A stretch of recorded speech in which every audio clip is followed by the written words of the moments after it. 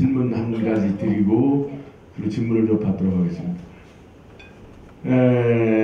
5만 명이 넘는 북한 탈북자들의 아이들이 중국에 있는데 지금 현재 중국에는 어느 정도 숫자의 탈북자들이 배하고 있는지 그것 좀 얘기해 주시고 그렇게 하고 조금 더 저도 이제 민주평통을 조직을 통해서 탈북자에 대한 애정 표시 그리고 멘토링 시스템을 도입해서 1대1로 인간관계를 맺는 것들을 권장을 많이 하고 있습니다만은 지금 배경옥 박사님 말씀하신 것처럼 아직도 상당히 피상적이고 그리고 뜨거운 가슴으로 맞이하는 그런 분위기는 아직 못 됩니다. 근데 이걸 극복해야 우리가 통일시대를 만든 거예요. 그러기 위해서 조금 더 사회 지도층이나 국가나 어떤 입장을 취해야 되는 게 좋은지 좀 말씀해 주시고 또 하나는 탈북자가 지금 3만 명인데 탈북자 10만 명 시대를 만들어내면 아마 남쪽으로부터 북한으로 유입되는 정보의 양도 많을 것이고 또 통일의 시대가 그만큼 단축되는 것이 아니겠는가. 거기에 대한 중국에서 강제 북송이라든지 이런 것들을 어떻게 우리가 대처하면서 지혜롭게 걸어가야 할지 이것도 좀 한 3가지 분야로 말씀해 주시고 고맙겠습니다. 이 마이크도 잘.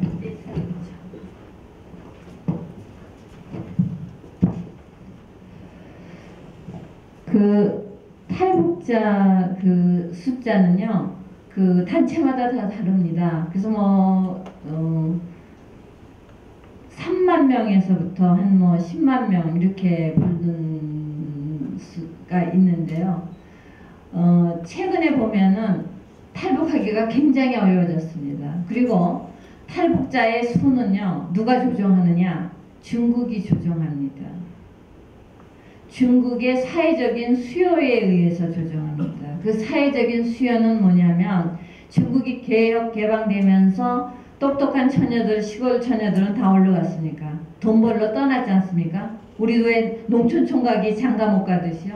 그래서 탈북 여성을 완전히 막아버리면 중국의 동북 삼성에서의 한족들 가정에서는 아마 커다란 문제가 일어날 겁니다. 그래서 제 생각에는 중국에서 특히 동북 삼성에서는 그걸 조정합니다.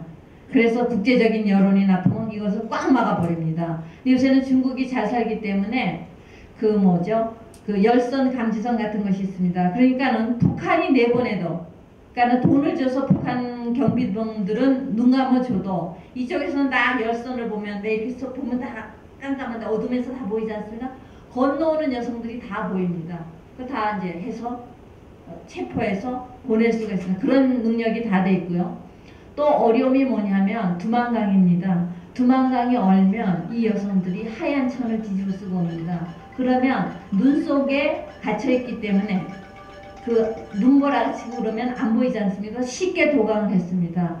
근데 아마 요즘에 단동을 가보신 분들은 아실 겁니다. 옛날에 단동하고는 진짜 이것은 하늘과 땅 차이입니다. 그래서 단동 지역이라든지 중국 그 지역에 두만강이 녹아요. 왜 녹냐 하면 폐수가 나오는데 이 폐수가 열이기 때문에 여기가 녹습니다. 그러니까 이쪽에서는 이만한 얼음이 있어서 단단하게 넘어왔는데 그쪽이 얼음입니다. 얼음이 녹아버린 겁니다. 근데 여러분들이 아시겠지만 한번 빠지면 얼음 속에 빠지면 살아남기가 어렵습니다. 아무리 수영을 잘하는 사람.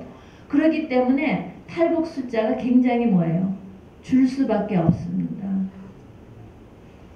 그래서 그것은 이제 중국 측에서 어떻게 나오느냐에 따라서 좀 더 달라질 수가 있겠고요. 그 다음에 탈북자들이 남한사에서 정착하는데 가장 중요한 것은 뭐냐면 우리 국민들의 그런 따뜻한 시선, 그 다음에 아까 멘토링 같은 것들이 굉장히 중요합니다. 근데 아까 충신이 직원을 하실 수 있는 분이 몇 분이시면 성군이 된다고, 5분이면 성군이 된다고 말씀하셨는데 가까이서 나를 인정해주는 사람이 한 사람만 있어도 사람은 안 죽습니다. 그런데 그 험한 여정을, 10,000km를 넘는 여정을 죽기 살기로 넘어와서 남한에서 북한 이탈 주민들이 자살을 합니다. 왜냐하면 중국에서는 자살을 안 합니다. 왜? 목표가 있기 때문에, 꿈이 있기 때문에. 근데 남한에 와서 아까 그러잖아요. 영아시라는 것이 이제 앞으로의 삶에 대해서 굉장한 기대를 갖고 옵니다. 근데 그 기대가 남한에 오면은 금방 이렇게 충족되는 것이 아닙니다. 그래서 거기에서 오는 좌절감, 이것이 그 다음에 다시 이제 넘어갈 수가 있습니다. 그런데 이 떨어지는 그러한 그 단계에 있을 때 누군가 손을 꽉 잡아주면 안 죽습니다. 그런데 그것이 놓쳤을 때 갑니다.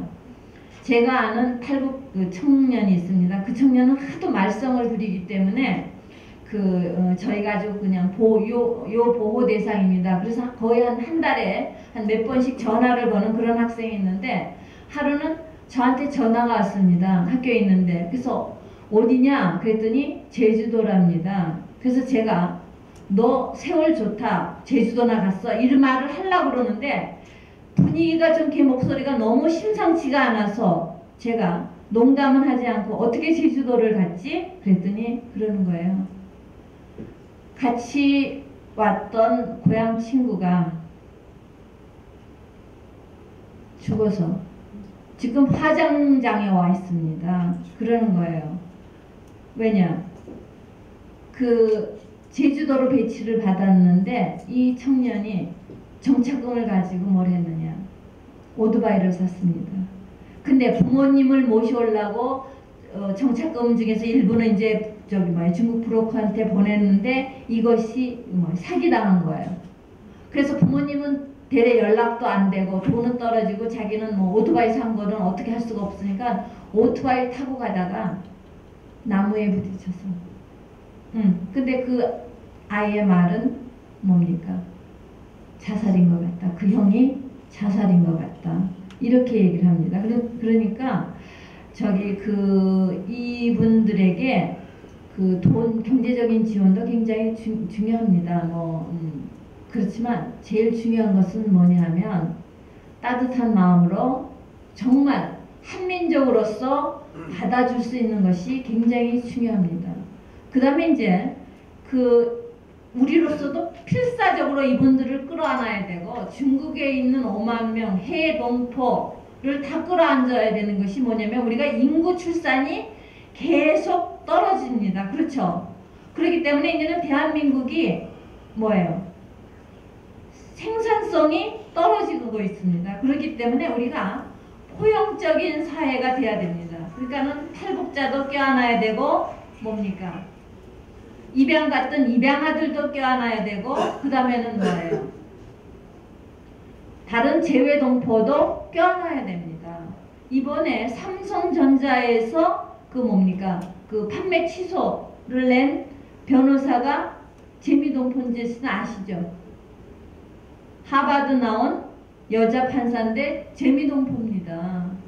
그러니까 우리는 우리의 한민족이라고 생각하지만 우리가 북한의 탈북자들을 껴안지 못하는 것을 볼 때 다른 재외동포들, 입양아들이 우리를 어떻게 생각하겠느냐. 그래서 불란서 저번에 장관 되신 분도 입양합니다. 우리는 입양아 출신, 한국 출신이 불란서에서 장관이 됐다고 하지만 그분은 뭐라고 그러세요? 자기는 불란서 사람이다. 그러면서 한국에 대해서는 문화적인 걸로 관심을 가지고 보겠다. 근데 사실은 그렇게 말하지만 그 안에는 뭐냐 하면 한국 사람의 피가 있습니다. 예. 그렇기 때문에 그 입양아들은 특히 더 어떠냐 하면은요, 성취하려는 욕구가 굉장히 큽니다. 그래서 그 의원님이 잘 아시겠지만 워싱턴에 가보면 그 의원 보좌관들 출신의 입양아들이 굉장히 많습니다. 그 네트워크가 한 30-40명 됩니다. 제가 조사를 했는데요. 왜냐하면 나를 버렸지만, 내 부모가 나를 버렸지만 내가 이렇게 훌륭하게 큰 거를 보여주겠다 하는 그런 것들이 굉장히 강합니다. 그래서 저는 지금 중국에 떠돌고 있는 5만 명도 우리가 잘 관리를 한다면 굉장히 커다란 저력을 가진 인재로서도 양성이 될 수 있다고 하는 겁니다. 네.